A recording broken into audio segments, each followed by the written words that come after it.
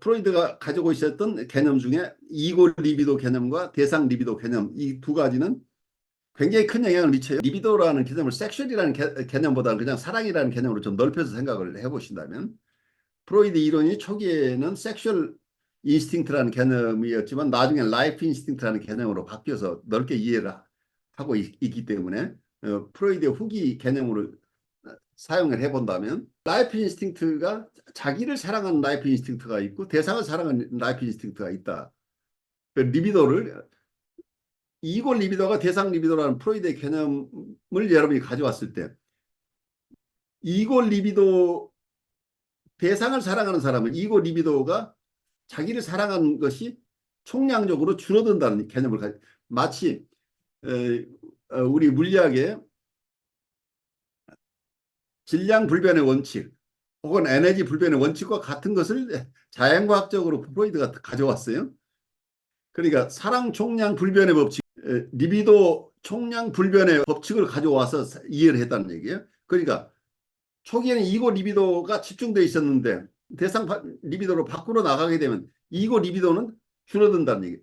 이고 리비도 플러스 대상 리비도가 전체 총량인데 초기에는 대상 리비도가 하나도 없었다는 얘기예요. 1차적 자기의 상태가. 그런데 그 이후에 대상 리비도가 발달하는 상태로 가게 되면 대상에게 리비도가 같다는 얘기는 이고 리비도는 줄어들고 대상 리비도가 늘어났다는 얘기예요. 그렇지만 이 총량은 같은 거죠. 그럼 대상을 사랑하려면 자기를 사랑하는 양은 줄어든다. 이런 개념이 속에 있죠. 그러면 이 이론을 실제 현실 속에 적용해 보죠. 그러니까 프로이드 이론을 조금 더 심플하게 얘기를 하면 초기에는 바디 이고 상태라. 자기의 신체의 모든 에너지가 집중되어 있는데 나중에는 이고 이고 자체를 사랑한다는, 이고나 셀프라고 하는, 이게 심리적인 거죠. 그러니까 자기 신체보다는 이고라고 하는 심리 기구에 에너지가 다 투사된다. 근데 나중에는 대상에게 에너지가 투사된다. 대상에게 이미지가 방출된다고 한다면 대상 리비도하고 이고 리비도, 처음에는 바디 이고에 머물렀던, 바디 이고에 집중되어 있던 리비도가 나중에는 이고, 이고를 사랑하는 만, 이고에게 에너지가 다 가는 상태로 갔다가 나중엔 여기에 있던 리비도가 대상 리비도로 바뀌었다고 이렇게 이론 구성을 하고 있는데, 어떤 트라우마틱한 상황에 가게 되면 너무 실망하는 대상을 만나면서 더 이상 그쪽에 리비도를 둘 수 없어서 그 리비도가 다시 자기에게 환수됐다. 그러면 이고 리비도는 커지는 상태가 되는데, 여기서 이 이론을 우리가 따를 수 있는 것인가 아닌가를 생각을 해보시면, 대상을 사랑하는 사람은 자기를 사랑하지 않는다가 이렇게 되죠. 말하자면 리비도를 그냥 사랑의 개념으로 친다면, 사랑의 에너지라고 본다면, 그러니까 대상을 사랑하는 사람은 자기를 희생하는 사람이다 하는 게 하나의 견해가 있을 수 있지, 프로이드의 견해에 의하면. 그런데 요즘 와서 보는 견해는 자기를 사랑하는 사람만이 대상을 사랑할 수 있다는 개념이 나와요. 그렇게 된다면 이 리비도 총량의 법칙을 무너뜨려야만 되는 거예요. 이렇게 되면 대상 사랑이 많은 사람이 자기 사랑도 많다고 한다면 이거 자체가 모순되는 거죠. 이걸 어떻게 이해할 것이냐. 이게 셀프 사이칼로지하고 연결되는 문제들이에요. 그 많은 어떤 교회의 가르침에 따르는 분들이 그런 개념을 가지고 있죠. 내가 이웃을 사랑하는 것은 나를 희생하는 것이다. 근데 그 희생이라는 것과 이웃을 사랑하는 것이 꼭 그렇게만 연결되는 것인가? 여러분 생각은 어때요? 참으로 자기를 사랑하지 않는 사람이 이웃을 사랑할 수 있느냐? 극단적으로 이렇게 제가 그냥 설명을 드렸습니다만 사실은 굉장히 컨퓨전을 가지고 있는 부분, 실제로 어떤 분들은 굉장히 자기 삶을 희생적으로 살아야만 참으로 이웃을 사랑하고 가르침에 맞는 삶이다라고 느끼는 분들이 꽤 많이 있을 수 있는데, 그래서 자기를 돌아보지 않으면서 어, 자기 주위에 있는 대상들에게 모든 것을 바치고 있는 이런 일들이 생기는데 이것이 건강한 것이냐? 그리고 정말 영성적으로 옳은 것이냐 하는 질문을 할 수 있는데 저만의 딜레마인지 모르겠어요. 저만 느끼는 것인지 여러분들은 이런 것을 어떻게 소화하고 있는지 여러분들의 의견을 좀 듣고 싶어요. 저는 프로이트의 설명이 심플하고, 어, 뭔가 일리가 있어 보이긴 하는데, 너무 심플한 것 같아요.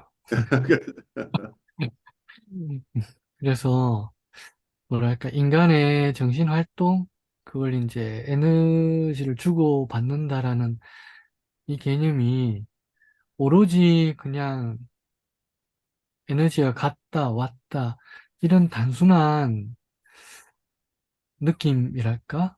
예. 수학으로 비유한다면 마치 더하기 빼기만 있는 듯한 느낌이고요. 원래 실제 일어나는 그 현상은 뭐 미적분까지는 해야 좀 더 가깝게 설명할 수 있지 않을까 이런 생각이 있고요. 그러니까 대상에게 에너지를 간다. 이게 많은 다양한 경우가 있을 텐데 그걸 그냥 대상에게 에너지를 간다. 관심을 가지는 것, 뭐, 이런 정도로 그 사랑, 대상 사랑에 그냥 에너지가 간다. 이런 것도 좀 그 안에 무슨 걸 의미하는 건지가 너무 많은 것이 일반화되어 있는 것 같고, 그다음에 내가 에너지를 주면 내 안에 있는 게 좀 뭐냐, 빠져나간다. 이런 개념도 그렇고. 뭐 그렇게 본다 하더라도 사실 뭐 관계가 있기 때문에 다른 사람이 내한테 주는 에너지도 있잖아요. 그렇죠. 네. 그래서 내가 이해됩니다. 줬는데 그 사람이 내한테도 잘 주면 자기한테도 에너지 돌아오는 거지 않을까. 그러면 타인을 사랑한다고 해서 꼭 자기를 뭐랄까 희생하거나 내 안에 에너지가 고갈된다. 이렇게 보기에는 좀 너무 단편적이다 이런 생각이 들었어요. 그러니까 어떤 중요한 말씀인데 사랑이라는 개념이나 러브나 프로이드가 너무 지나치게 섹슈얼리티를 가지고 설명했던 부분이 초기에 어떤 리비도 이론이 너무 좁게 해석됐던 부분인데 어쨌든 이게 사랑의 개념으로 가져왔을 때 러브라는 개념 자체가 말하자면 너만을 사랑하고 나만을 사랑하고 이런 개념이 아니라는 것을 우리가 그건 넘어서야 될 개념이라고 제가 보여요. 그러니까 어떻게 사랑하는 게 바르게 사랑하는 것이냐라는 개념으로 봐야 되지 않을까 싶어요. 그러니까 자기를 사랑한다고 하는 개념 자체가 저만 사랑한다고 하는 개념, only me라고 하는 개념인가 또 대상을 사랑하는데 only you라고 하는 개념 이 양쪽 다 그 양극단이죠.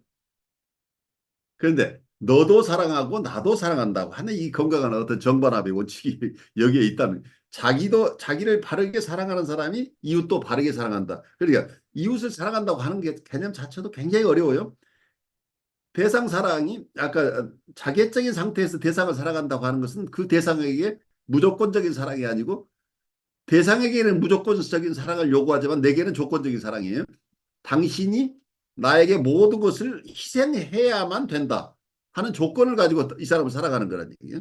그래서 나는 조건을 붙인 사랑을 주면서 대상으로부터 무조건적인 사랑을 받고 싶은 그래서 융합하고 싶은 욕구가 이런 모습이죠. 그래서 이건 사랑이 아니라는 얘기예요. 말하자면.